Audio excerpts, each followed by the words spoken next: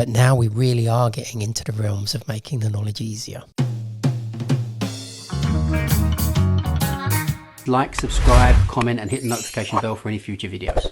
So one of the things that was once said that, if we let you in, it just means that all taxis will be driving. And was it Fenchurch Street? No, it was Leadenhall Street. Leadenhall Street. I've never heard anything so ridiculous. Why would we all be driving there? We'd only be driving there if we're going to or from being flagged down. It's not something that we'd be just driving up and down Leadenhall Street, polluting the road, because waiting to be they don't understand what a taxi is and what we do. And I think every time Trevor, who doesn't understand? People, they're planning permission. I'll probably misquote them. I said at the last senior reps meeting, I actually said that the Ranks and Highways, which Karen sits for on behalf of UCG, represents the UCG on it, the planning for TfL should actually sit down and talk to them, because Karen tells me the Ranks committee was trying to get a meeting with TfL's. It's the team. The roads are split by boroughs and the TfL roads, which are about 5%. So it's the transport network, road performance kind of team. Right, so the road performance team won't speak to this is the farcical, and this is true, won't speak to the Ranks and Highways. They'll only speak to senior reps. But when you speak to me, I don't live and breathe what the road changes are. Ranks and Highways know. Yeah. So I said, you should be really having regular meetings with the Ranks and Highways. They can tell you where they want, what they think we need improvements on. You can tell them what you think we should be, where we shouldn't have access, why we shouldn't, etc., etc. But it went down like someone had fired at church. Got no support from anybody else. Genuinely didn't. And one of the comments I took quite offence for, was from the new commissioner, was, we don't really want to keep talking to another moaning society. But it's absolute. I find it offensive. It's wrong. It's not professional. It's basically the very people who could turn and say why we need access are the very people you don't want to talk to. You want to talk to me as a senior rep. I don't want to sound arrogant now. I'm a senior rep, but I do not know. But you might want to say, but guess what? I'm going to give you access to Pentonville Road. Oh, fantastic. Well done. I'll go back to the committee. Guess what? We're getting access to Pentonville Road. And then Karen says, but Pentonville Road's being changed in 6 months, so we're getting absolutely nothing. What's happening after the redevelopment? Have we got access then? Oh, I don't know. I didn't know that was getting. See what I mean? And that's what they do. And it's called, let's call it what it is. So you're talking about a genuine one, aren't you? The access to Pentonville Road of going through the bus lane and coming out. Oh, I'm talking genuine. And is also then going to change in 6 months anyway? Yeah. They're going to redesign all the junctions around there. It's been a long-term plan. So, a bit like the stuff they're doing around Theobald Road, Southampton Road. Well, historically, as part of putting all this... It'd be a managed deal. Road space is a premium, and we all know that the sort of general mantra, they want more people using active travel, and but but you also have to factor in that London's a working city and things have to be delivered and people have to move. But as part of putting in the cycle lanes, they were also supposed to look at a number of junctions, the Theobald Road, Southampton Road one being one of them, that where they were supposed to design. So somehow it fell between Camden and TfL, and some of these schemes were parked pre-COVID and then kind of re-engineered, a bit like Lambeth Bridge. So Lambeth Bridge... Lambeth Circus, Millbank Circus, the removal of roundabouts and those kind of things, supposedly designed to make the junction safer, in the kind of model of like Old Street, where it's debatable, has it made it safer or not? Wow. So they're going to take away the roundabouts on Millbank Circus and Lambeth so Circus? that work will start earlier this year. So that was a long-standing scheme, but these things evolve. So often they get parked and then they get manifested from a safer junction program into an active travel program or a blend of the two. So some will be TfL schemes, some will be borough schemes. Yep. So some of that stuff kind of goes on as well. So because there's been a lot of accidents like that turn into York Way, there is a plan. I think we got it about 3 months before Christmas, that they will now look again, and in spring 2024, I mean obviously some of it might be a movable feast because there's a mayoral election, that they will look at these safer junctions and stuff like that.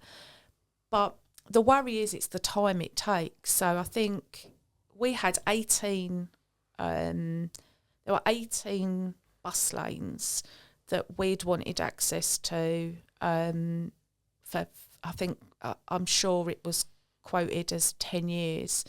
And then it was whittled down. We gave top 3 priorities. And this has taken like 18 months for somebody to say. And we still haven't seen a traffic order. The other 2 were really not of any use whatsoever. They weren't really game changers. Pentonville Road will absolutely help because we keep saying there's an issue getting into St Pancras. Yeah. When will it be implemented?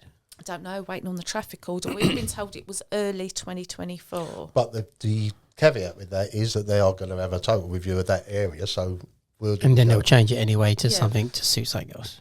For years and years, pushing for access to bus lanes, and eventually we was asked to all put forward then your top 3. Now, I remember it very well, and we liaised with all the others to make sure all the other organisations were all singing from the same hymn sheet. It's no that we put the 3 that we thought was the priority. When we sent it to TfL, obviously the UCG's one went in my name as the General Secretary, and then apparently we was we was in favour of having ZEC-only bus lanes. Who's discussed that? They'd made a mistake. They'd actually made a mistake and they had to cover themselves quickly. So that tells you that them conversations are taking place. Mm. So we got, but that's not really a long term because what was it 50% of the trade now or the fleet now is electric. But see where we're going. You see where we're going, and as I say, with the shortage of road space in London, that's at a premium. With the licensing that's coming soon of pedicabs, they're also going to be wanting space to be outside venues and that. I think that the relevant people should be talking to the relevant people of the taxi trade. It's no good turning and saying, well, we can't speak to the ranks and highways because they don't want to talk to the ranks and highways because they know their own, they know their stuff. Mm. They might go, well, that ain't going to work. So what they do is they just pass it on to, say, the senior reps. But we, as a senior rep, and it sounds, what I'm saying is I have to have as a senior rep, I've got a broad view of the spectrum, but I don't specialise in a specific, because I can't. Because if I want to know all about what's the road space and ranks and highways, then I don't know about the public eye status, or I don't know what's happening with the tariff. So Karen is ranks and highways. Karen is our representative for ranks and highways. So I say they should be speaking to the ranks. She's on the ranks committee. They should speak to the ranks committee. When you have the tariff, you've got a tariff committee. But what happens is it comes up to senior reps. Now, we've always had a view in the UCG. We've always wanted what we're entitled to. We've never turned down a pay rise. But all of a sudden you get senior reps and say, oh, we don't want to frighten people off and we won't have and that's why we end up situated a couple of years with no pay, with no tariff increase. Which senior reps are you talking about there? Well, you draw your own conclusions. It wasn't me. I think, to be fair, I think there's this perception that, we have more than one organisation. I think there is this perception that we don't actually work together on certain things, but actually we do. So we try. We try. So, the ranks and highways, Paul took over from Richard Massett when Richard Massett retired, and then we joined the committee at the same time. Because there was a pushback. We tried to join for a long while and people didn't want us there. We're going to be nothing but trouble. But I would say that. I think we've actually made everyone up their game.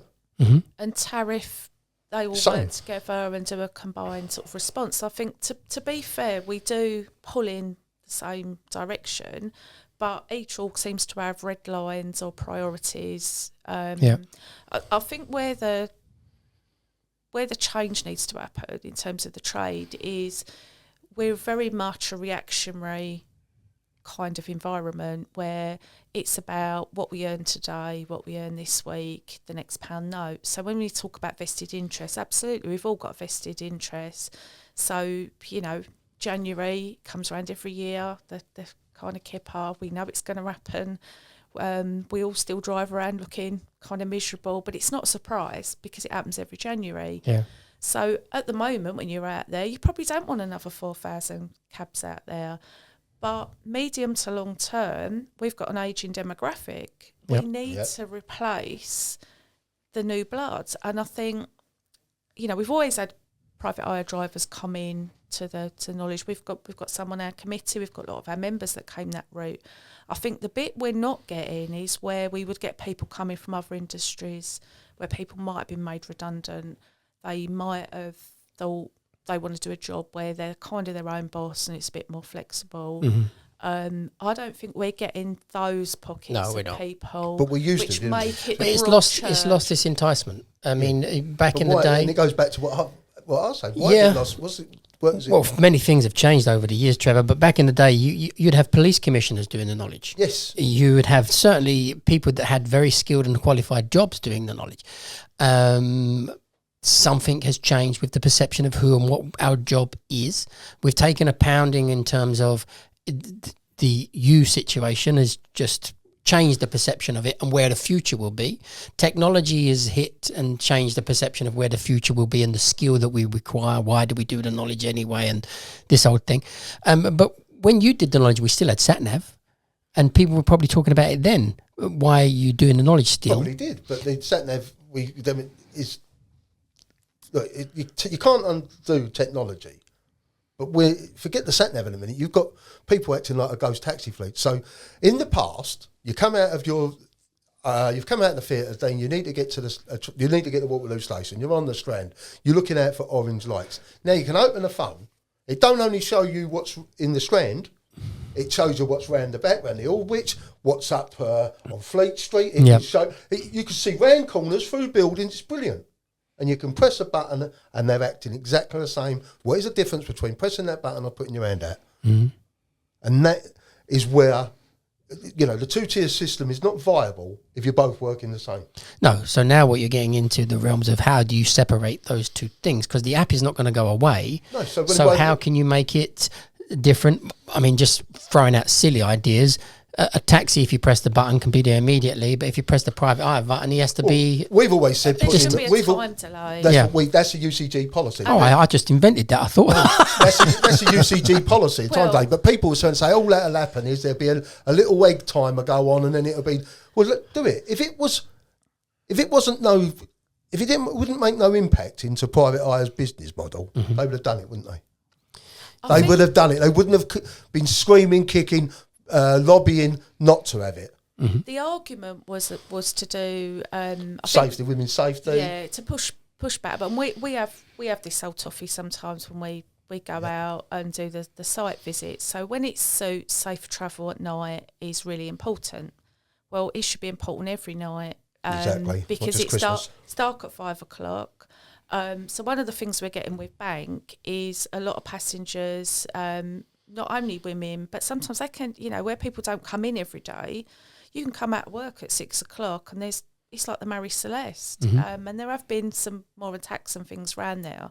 So safe travel at night and accessible travel should be every day of the year. It shouldn't be limited to just because it's Christmas and more people are going out in the evenings. So you can't really pick and choose that stuff. And actually, if you are paying your restaurant bill, and you are tapping the app so that you don't need to wait outside as a woman on your own or anybody, you don't want to wait outside in the cold and look for a light, then how are you less safe? Because you're paying your bill, you're waiting in the restaurant. See earlier on in this conversation today, it was touched upon that we had a meeting on the knowledge and it deteriorated, and I held my hands up. I contributed to perhaps a deterioration, but you run a knowledge school, so tell me why a taxi driver should know, say, all the gentlemen clubs on Pall Mall. Do they really need to know that? Well, I'm going to just say one thing, really, which is you have two systems where we can learn something or we buy something. Right. That's it. See, so don't think that I'm advocating, but that come from someone that I was told we got to have a serious, was it an adult conversation? Yeah, because you don't need to know every restaurant or every gentleman's club. And you don't actually, though. I would agree with that. You don't. But you don't really need to know any point of interest to any real degree. So let's start focusing on what the public want rather than got to have what was it, adult conversation about the knowledge. It was an adult conversation about and of course, customer it was a red rag to a bull to me. Can we skip back then? This is the meeting you've had with who and when? So we had she was a calming influence. We had a follow-up knowledge workshop meeting to look at the next segment of the work that Katie Schnell's and her team had done, and to have a kind of follow-up review. And a wrong slide went up, didn't it? A wrong slide went up. And I saw it. And... 4 mile radius, let's say what it was. Yeah, so we were going through how they plan to approach the points and look at some examples. And at the point I asked the question, and are you keeping the blue book at 320 runs? We all got took down a rabbit hole about having an adult conversation about customer expectations, along the lines of whether you expect the driver to speak to you or not. Knowing what points we should go. Clean cab, but it was just really like random sort of stuff. I mean, everybody in the room, and it was cross-org, was of the view that, the raison d'etre for doing the knowledge is to learn where you're going. For me, I suppose it's about a blend of keeping our heritage, but also it being relevant in the modern world. So in some ways you're not inventing the wheel, but if I compare when I did the knowledge to now, I think at the time, Dean, you had the Whiz and Q. Do you remember the Whiz and Q&A? Yep. And there was a spreadsheet that I kept my points on. Now, when I went to some of the knowledge schools and spoke to the knowledge students and see all these whizzy things like the apps, the podcast, they call out FaceTime and all this stuff, I could shave 6-7 months off the knowledge with that kind of technology. So I think it's about keeping the principles of earning your badge, because I think if you earn it, you value it. Absolutely. You've invested that commitment into doing it, but overlaying technology to make it a fairer, more robust process. Because for me, there is still a gap around examiner to examiner, the consistency. Is everybody getting a fair crack of the whip? It's not about it being easier, because not one student has said, I want it to be easier. And we did actually ask our students and our new drivers, was there anything that you learned on the knowledge that's not relevant to you now, like 6-7 months in? And there were a few areas now on the real outskirts that were probably a bit sort of strange. I mean, one of the ones we used to have to learn was all the painting shops. There used to be a run for that. Leylands. And I remember about a year into driving a cab, someone asked me for one, and then I sort of thought, well, that's why we that was Tony Swire, I think, kicked that off. It was him. But there was things like that, and then the comment was made, people don't really go to Streatham, and we said, well, when the trains go down, if you work as a cab driver day in, day out, tube lines go down. But I think the issue was with technology now, with sat-navs and that, you don't need to know what's in Pall Mall. And which to me, if getting senior people were saying that to you at TfL, not talking about the knowledge department, I'm talking about senior people at TfL. Yep. That should put alarm bells, because if you're not going to know gentlemen clubs in Pall Mall, then you must be lowering your standards. The customer expectation, the fundamental customer expectation that you get is that whether, and it's that rule of thumb, isn't it? They tell you where they want to go, the passenger, and if they want to have a chat with you, you chat with them, but you also respect that they might actually just want to look at their phone, and they might be the only time of the day that they get a bit of peace and quiet, and it's their space in the back, and that's fine. You take that lead from that. So on the one hand, you've got customer expectation, which is that we'll put that window down, they'll tell us where we want to go, and we then go. They don't have that expectation. We're tapping away at a phone to look it up for a start, because even if you're not from London or you don't really know what the knowledge is, and people do ask us if we still do it, they're not expecting you to key it in. I wanted people to perceive the knowledge was easier, so you sign on, because if no one signs on, they needed to have, and the biggest thing that would have been easier would have been taking away the fees. Massively easier, but doesn't change the standard one iota. The other thing that didn't change the standard one iota would be to take away redlining. Doesn't change the standard. But now we really are getting into the realms of making the knowledge easier. Now we're genuinely doing things that are not in our powers and not things that I condone or want or wished for. It is, we was in a competitive industry where we competed to be the best that we are, and we are famous for what we learn and the standards that we achieve. And now we are going to go back to what, 1960s, 1950s level of knowledge, where it was very minimal. And it was this idea, again, that people go on about, you need to search the quarter-mile radius at the start and finish. This stems from the fact that the knowledge was tested on the start radius and the finish radius and the run that went between. That was the testing. That wasn't our testing. Our testing was the anywhere to anywhere. So you keep maintaining this idea of telling people how to study that was based on a testing system that was from the 50s and 60s that you don't test them on anymore. So you're misleading them in that aspect. And now you are thinking about a 4-mile radius, and I start to think about the people screaming at me for saying get rid of redlining.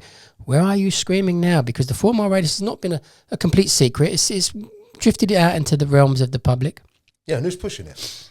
But Who? I don't know. I think we know. I think the app companies are definitely pushing it. But then why? Because they've said it prior. The first it ever come into Well, our. it screws with compellability. Because Exactly. that was the other That's question what we we said. asked. Well, are you going to change And compellability? do you remember that famous one? Was never heard of compellability? Is it even a word? Is That it was even my a word? And that's from a very senior person at TfL. And we've been compelled to take effect. That's what we do. Is that even a word?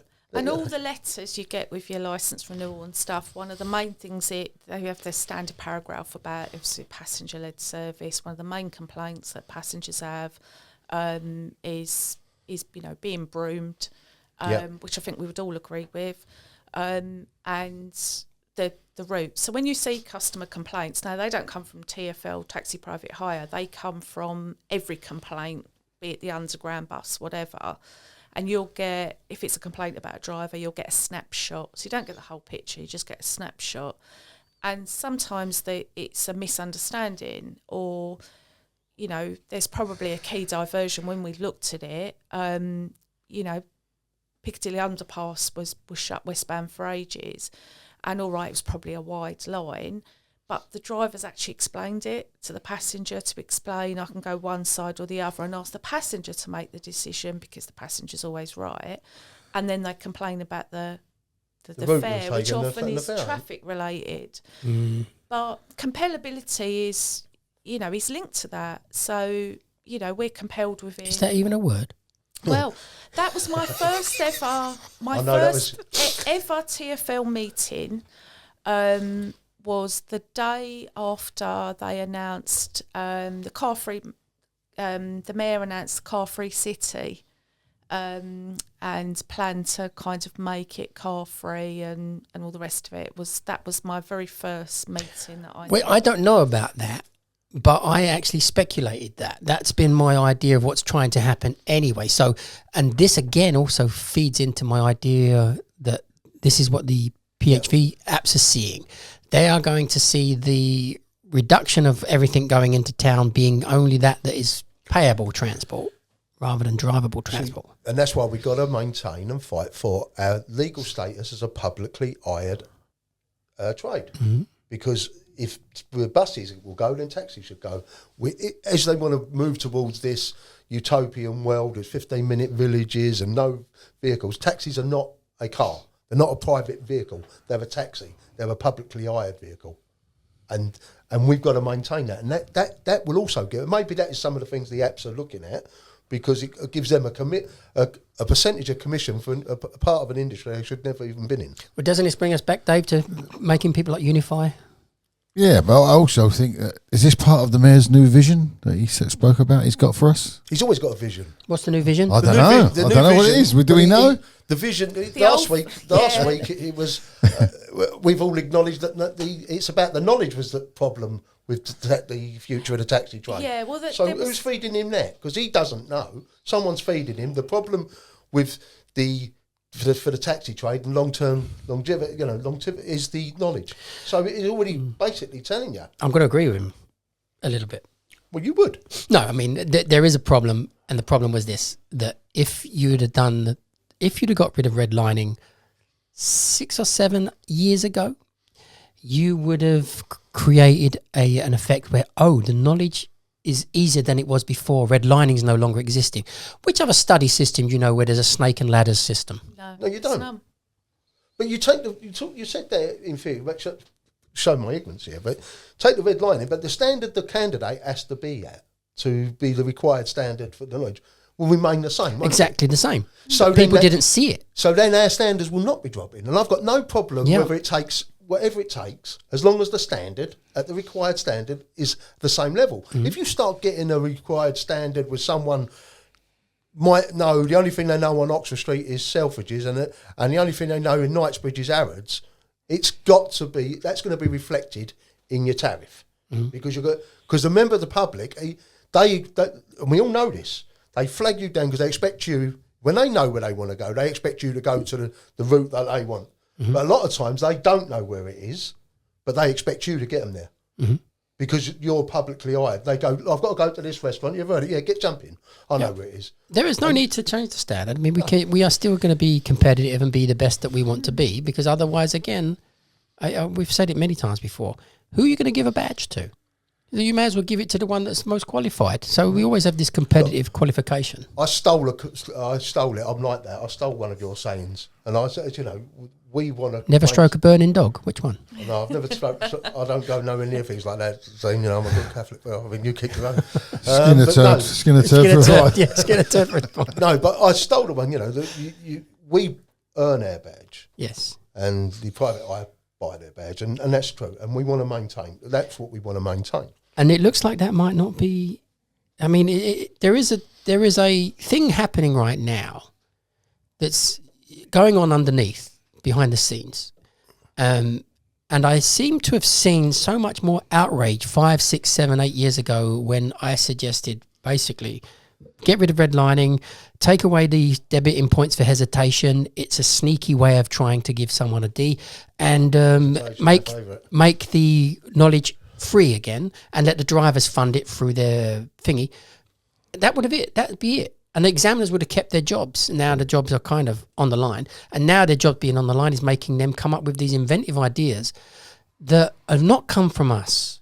So these ideas were coming from me and people in the trade being shot down. But now the ideas are not coming from us. I don't think when you do suggest sort of ideas, so one of the ideas, when we listened to the brief from the innovation team and the chart was pulled up around this obsession with only 1% women in the trade.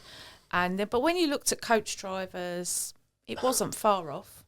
No, this has got to realise this is the new ideas that women don't do the same jobs as men. Yeah, it was this obsession. And, but, there probably should be more women. It's one of the most flexible jobs in the world, whether you've got children or you've got, older parents. Why don't they do plumbing?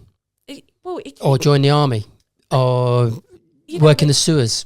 That's the beautiful thing, though, about the knowledge. It doesn't matter whether you're a man or a woman, what your educational background. I think that is one of the great things that's still there, and it should be celebrated. But then when you say, well, actually, it's not really about a 1%, and we're told we want more women and all the rest of it. What about the return on the investment? What about what they're going to get out of putting in to And at the moment, you can't return the investment because you can do what we're doing, pay £300. You can't justify the investment on HP of £100,000 vehicle when you can do it, pay £300 and drive a Prius next week. Yeah. But we'll come back that when you, maybe not the first time you said redlining, but a couple of years ago, obviously it all went on social media, and I'm quite proud of myself that I actually took the time to hear what you're saying rather than react. So you went on and said about some ideas for the knowledge. And you heard him at Wizan. He wants to make the knowledge easier, etc., etc. And of course, we're all mad over the UCG. You think that's like pulling the pin out of a grenade and throwing it at me. And I mean, he wants her to do what? But I listened. I listened to what you said. And you said, and it ended up being about the suburbs. And we now it was triple the amount it used to be. And I thought, I said no, I only did I think it was 36 or whatever it was. So our position then, we actually turned and said, you know I did what? 128. Yeah, so we said... It was just duplication, wasn't it? Yeah. So what did we... 5 of them are the same, but one. one street at the end So different. the or something. UCG actually come out and certainly said that our position was we agreed with Wizz Air. Yeah. But We agreed with also, Dean Warrington. we went and did some homework But because we did, it was probably, I'd say probably myself and Brian and Jamie are probably the nearest to have the recent group to have done the knowledge, but that was still at least 10 years plus. When we used to go to the carriage office, my recollection of your little white card was they'd always put little pencil initials Yes. of who you'd get next, so it would rotate. And so if you had, I don't know, Mr. Thomas or Mr. Swires, you weren't going to get them the next time, and then they'd rub it out, but you more or less could see. Yeah. They must rotate on the same consistency, surely. The idea is that you will not get the same examiner on any set of 7. Yeah. Doesn't work, but that's okay. But the idea is there, and if they are pushed, you can get an examiner. Now, then it becomes unfair if you get one particular examiner over another examiner, because then you've had that particular person more than once. It's not the fact that they're scoring so low and so high. They are literally D'ing you before you walked in the door. See, I've got no time for that. That's the thing that makes me And I really raised that on the angry. last, sort of intimated that sort of thing at Yep. the last conversation we had, which I think I remember saying to you that a member was going to get red-lined over hesitation. Mm-hmm. You know, but we've all been hesitant. Yeah, hesitation should just be abandoned and basically... It's wrong. But it's Yeah. nerves, isn't It's it? nerves. I mean, I used to have terrible nerves, and I used to close my eyes when I called my runs at the carriage office. Yeah. And to a degree, if I could see it, I could call it. And I was always better on my runs than I was on my points. Yeah. But I knew, because I'm not a very confident person, that I might not get A's and B's, but I would consistently pass. And I knew once my bum was on a seat in that cab that I would gain my confidence Yeah. in driving the cab, and I would be a good cab driver. Yeah. But I probably wasn't the best student. I certainly wasn't. I learnt more from my mistakes. I think I've got 2 Ds, more from my mistakes than I did from, the successes. Yeah. But it's got to be fair. Do you know why they had hesitation? Why is that? Well, basically, when this new system came in, I was fairly heavily involved. It was Ted Howes and Simon Buggy back then. And Is that why we went to end up going places like Wheelston's and Cricklewoods and well, further yeah, out? there were some longer runs and they cut them into pieces, Yeah. but they did some 2 pence quarter mile radiuses. They done a clock face. They turned the clock face 4 times. Each blue book goes every postcode once. Yeah. These ideas. And hesitation was the idea that how can we D somebody who we don't want to score? Yes. So how do you give a vague idea? Rather than on the old system was you had no idea you scored, so there was nothing to give. This guy's very good, but does not deserve their drop. Don't want him to have their drop. You may have even been good enough to get your drop, but you're not getting it because the examiners are deciding something that's behind the scenes that they wanted to try and make public. Now everything's just trying to be very modern and open-minded. So the hesitation idea, again, if we transferred this hesitation idea and the redlining idea into any other form of study and examinations, it would be laughed at. It would be like you're basically... It wouldn't be tolerated. No. I mean, it's like in Ofsted, or if you do qualifications that in say linguistics, where you do an oral exam where you're speaking a different language, you would have somebody observing it. Even when I used to train people and do like mock interviews for recruitment, mock disciplinary hearings and things like that, you would have an observer kind of sitting into the wall, watching and observing and giving that person feedback. So, I mean, we hear the idea about CCTV in cabs, which I think has pros and cons. But if you're doing an appearance and you're looking for consistency and a fair application of the knowledge process, why can't it be recorded so that it's accessible if you need it? Well, we pointed this out, and my understanding of what I know about technology is it is absolutely super simple, but for some reason they want to have a more complicated system. A micro SSD card will hold my God, a week, maybe even a month's worth of information for each examiner. And the information could be just a recorder that you put on manually and just press record. The thing has a time and date stamp in it. The SSD card could be put in a little box and kept for as long as you like and takes up no space. It's the same as our dash cam footage. Yep. It's only accessible from, say, Taxi World if you have an accident or you need to, and then you would contact them, they would download it, it would be date and... And I'm not advocating, because everyone of a certain age could give you an horror story about examiners, etc., and what they put you through. But there is an element of character testing, and someone have told me we want to come away from that. Right? Now, the thing is, I think what your appearances and some of this I'm not taking the most extreme where they do, but a lot of this character testing, because will get you ready for when you're actually dealing with the general public.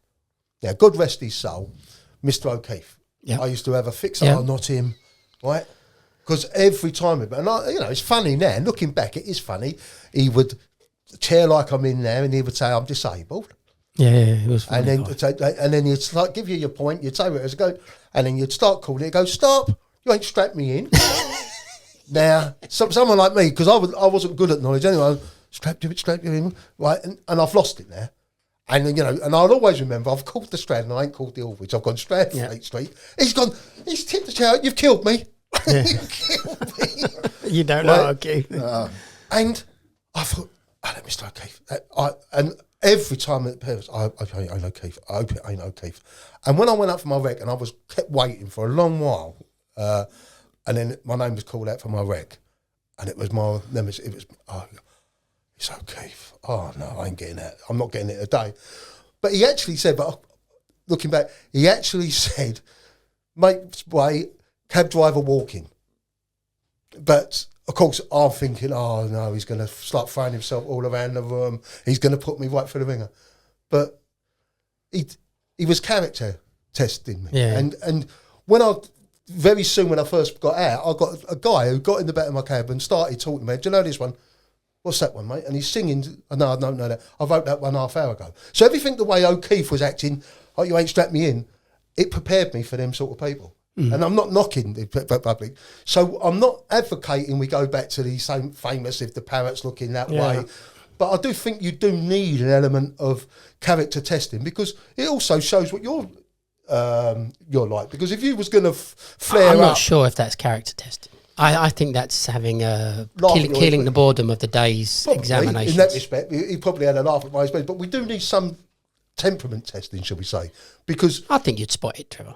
The oral appearance in itself is character testing. Absolutely, Karen, I'm with you on that one. Because I remember having an appearance, and I won't say who it was with, and I absolutely know that he gave me the destination up Brands Highgate, and then when I said set down on left, he said, no, I didn't ask you to take me there, I asked you to take me here, which was like 3 roads down. And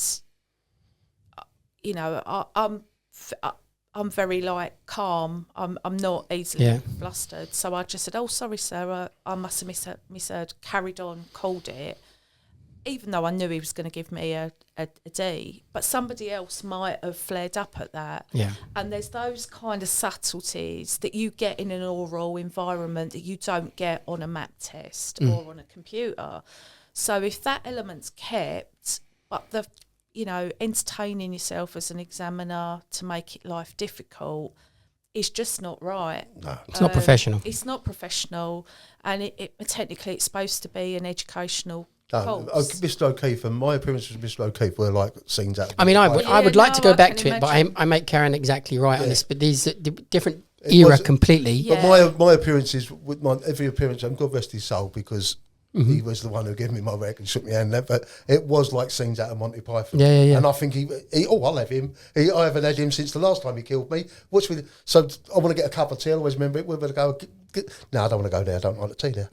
Where else can I go? So it was always like that. But the carriage office was like that. I mean, it's funny now, looking back. The footsteps was what I think some of them used to overplay the footsteps because we'd all sit in the room and you'd all be leaning and you were trying to work out whose footsteps it was. And then sometimes they'd stick their head in the door and then you'd have to find which room they were in. I mean, there was that sort Oh of... yeah, they used to hide. And you was already nervous before... Call your name. Which is not fair. And all this thing. Call your name and then they shoot off a bit lively and you're looking for that. That still goes on. I mean, there was an examiner who was famous, thought that was hilarious. Well, yeah, there's an examiner doing similar things at the moment. Yeah. I think he's probably been someone who's been doing it for Looking about through 20 years. parts, yeah.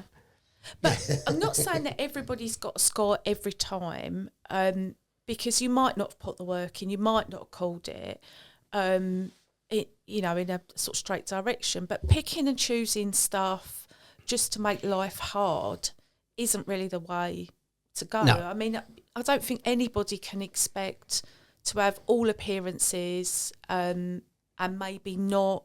We all have an off day. Mm-hmm. You might get a D, and then another time you might get a chance, and someone might have been a bit generous. Mm-hmm. What is luck involved? Yeah. There is luck. But we gets if back you've to the done the knowledge. work. If you've done the knowledge, but you know this because you run schools, so you see the students, you see how much they're putting their heart and soul into achieving their goal of being a taxi driver. Now, you don't get paid for that. You're giving, and sometimes you just might not know enough, and it's not today, it's not your day. Go back, you've got 3 months, 56 days, keep studying or whatever. But when you've done everything you possibly can, and that examiner, today, I'm an examiner, I think, you know what, I saw the little cafe open yesterday, right? I'm going to ask that. Got no way of knowing it, no chance of knowing it. That's not fair. And you're playing about with, and you're soul destroying them. As I said, redlining people for hesitation. It's not a game, because these people, most of us are all of a certain age, so we've got families. We're trying to make a better life for our families. Yeah. Now, and sometimes there's an abuse, and that has gone on. And when credit to Mum Channels, when the member I raised it, she's overruled that, because he would have gone right back. As it is, he's dropped to 21s, and he's now. Say he'd given up. He could have given up. That's the extreme. Loads have given up. I mean, loads of people have given up when they shouldn't have. Loads of people have given up because they were on 9 points, 21s, red line back to 28s. Yep. Given up. So this is what we destroyed people on. Because it could be a 6 months to a year. I don't know if we spoke about it before, but I'm at 6 suicides in my 27, 28 years of doing the knowledge. Yeah. So that's when you're doing these things and you forget that you're dealing with human beings, it's not. No, that's terribly sad. So the examiners do, in general, do a great job. And I'm not so maybe we always need one vampire, one really bad examiner. But do we need necessarily 2 or 3 or 4? And the egos play a part when they should be doing a job. And I often compare it to any other form of testing. If you was a driving tester, you're the instructor who's teaching you to drive, and you go for the test, those testers across the board should be looking for exactly the same things that are failures or not failures. There won't be a randomness. And there would also be that everybody today passed. That's just anomaly. That standard was that good. They all passed, and maybe every other time someone failed. So there is always been this randomness, and I've sat in on many appearances over the years, and that you will get a student that cannot even speak. You're going to fail. You couldn't speak, whether it was totally through nerves, but generally it's not. It's through lack of standard and nerves. And you could ask people the simplest questions. You can, one of the classics I tend to ask any beginner is just King's Cross Station to Euston Station, and they end up with the problem of how do they get into Euston Station. So all you've done is ask one road to one road. You don't even have to make the runs super difficult. And what it would show, if they could run that run, it would know that they actually had looked at the problem, solved the solution, and come up with it. Otherwise, generally, you can't actually even do that simple route. So you don't even have to go bananas with questions to make students difficult. But there is Nevin Square on an appearance. It's tough. Naverne Square is tough. He said that next time you go there on your way, take some sandwiches because you can't get home. I did loads of little runs through Naverne Square and come out to River and then because it was complicated. But they knew that I hadn't done enough around Naverne Square. Because as I say, I couldn't get. But then you had to repeat that. And that's the problem you have. If you're not repeating the problem, I'm going to ask a difficult question. We pointed this out. I'm going to ask you a difficult question, but then I'm going to ask maybe 3 easier ones. But the difficult one is now out there. Now, if I never ask it again, then what was the point? You're basically just showing how rubbish people are. You want me to know everything, and we don't need to know everything. It's the consistency. But of if you've put it out there, and everyone on 28 days now should know how to get in and out of the Merralls Square, because you're going to be asking it on a regular basis. Yes, and you're seeing it, and they will do. And the examiners always in the past would see exactly the moment that the penny has dropped. Every person coming in on a certain level is all answering that question. And when they answered it enough, then maybe I can put in another new one. Yeah.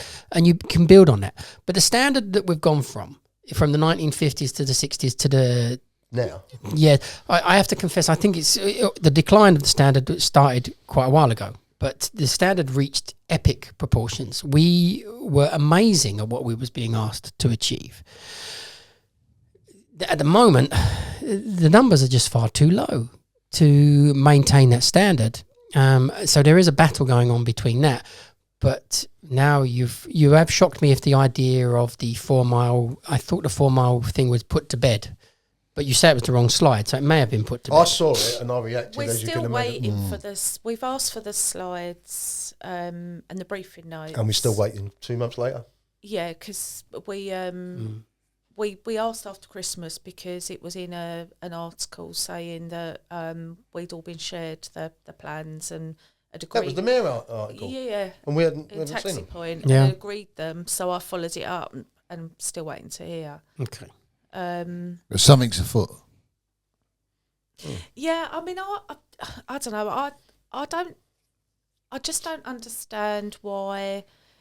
If you're gonna, I don't know. I've worked in a background where I used to do restructuring all the time, and it was never personal. Sometimes you'd have to work alongside somebody, and so the last major recession when Lehman's crashed, I worked for a children's charity, and a lot of the fundraising, well, most of the income was fundraising, was corporate fundraising, and they were going to obviously cut their cloth accordingly, and then you'd have individuals giving. So when the tsunami happened in Thailand, the individual giving went down because people were giving to the tsunami fund, disaster funds and things that happened. So you would have to restructure a department, you would have to change it. It might be the change of the way that you were doing the work, it might be the change of the people in the team. But you had a responsibility to explain it to the people impacted, how it was going to change, and kind of take them through it. So I don't understand all the secrecy. Why can't they tell you, or the people that need to be aware of it, so the schools and us, that this is what we propose to do, this is what we propose to do over this period of time, this is why we're doing it. You can embargo it. Because... at the moment you've got students now, are they thinking, well, is it going to change what I've started? Will I now have to learn less, more? I think we know what's going to happen. I mean, the set list of points is going to come in. Yeah. The blue book's being rewritten. The fact if you reduce the blue book runs to one run doesn't make a blind bit of difference. If the examiners are going to test you, you needed some way of acquiring the knowledge to get to that. So changing the amount of runs doesn't change anything. Reducing the areas that we go to because technically we don't go there enough. I don't see any point whatsoever. We go to all these areas at some stage during our working career. It was 4 years old data, but we know that there is that some data is being provided, because obviously some of the data being provided for bank, for example, is coming that way. From free now. Mm-hmm. But some of it was driver surveys, which, I mean, you could pluck out of the air, to be quite honest. And it was pre-COVID data. And what we found when we came back after lockdown is that people were reluctant to get on the tube in a crowded environment. So they would get in a cab and they potentially going a bit longer. Yeah. But it was anecdotal, because unless it's captured by a circuit or an app, it's a taxi driver's word, and it seemed to have, or when the trains go down and stuff like that. But the data was very old to make that assumption. Naive of me, and perhaps it is, but look, we've all said we don't want to lower the standard of knowledge, but the knowledge did need improving. It needed bringing up to 21st century. Mm-hmm. So it's relevant. It's relevant. Mm-hmm. So then, for me, the common sense would have said, right, so the examiners who are doing the knowledge day in and day out, speak to Knowledge Point and Wizan, who are doing the knowledge day in and day out. get a consensus of where there can be improvements, what's causing the problem, but they've never done none of that. That's not. They started talking. No disrespect, I want to talk to what do you want out of it? What would the UCG want out of it? I don't do it day in, day out. You do. Mm-hmm. Talk to you about the knowledge, but not me.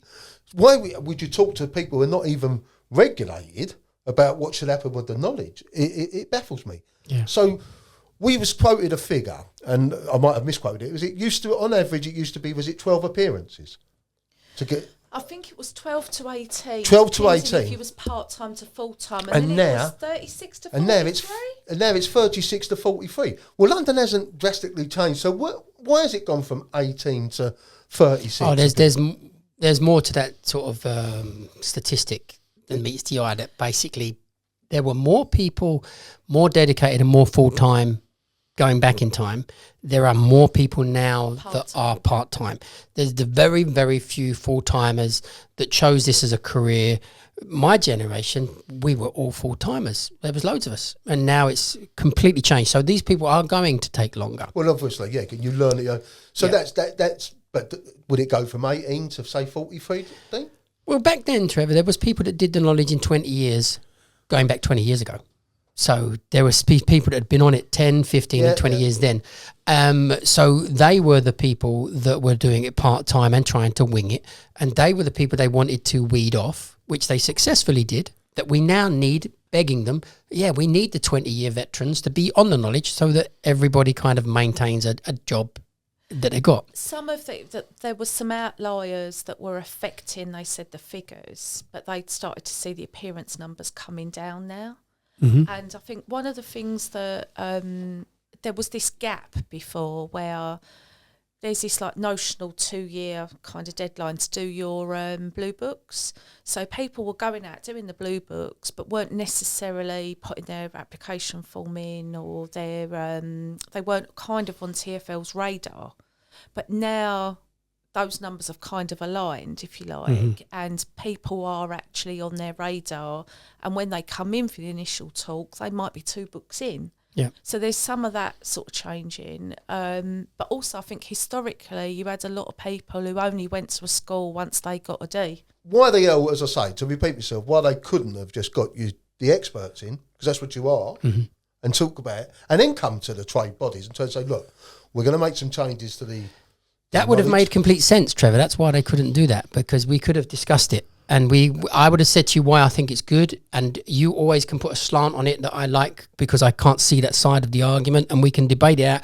And as an organisations, we can then decide, look, as much as you don't think it's the best idea, it is actually. This is what we conclude. What have I actually said to our other colleagues in the trade? We should have a meeting with trade and the knowledge schools, and let's hear what they've got to say. Yeah, because there has to be compromise on some things, but also, I mean, I don't think they can wear 2 hats. The clue's in the name, Knowledge of London Examiner. Yeah. When you look at the job description and the spec for the job that they do, they are there to examine and to maintain standard. They're not there to interfere and tell you how you're supposed to learn it, because you might go to a school, you might not go to a school. Yeah. There are people that don't go to a school and just, buy the books and crack on in their own way. Yeah. It's muddy in the waters. Karen Procter, Trevor Merralls, thank you very much. But actually the last time I've ever been invited, apparently. And I was the actual...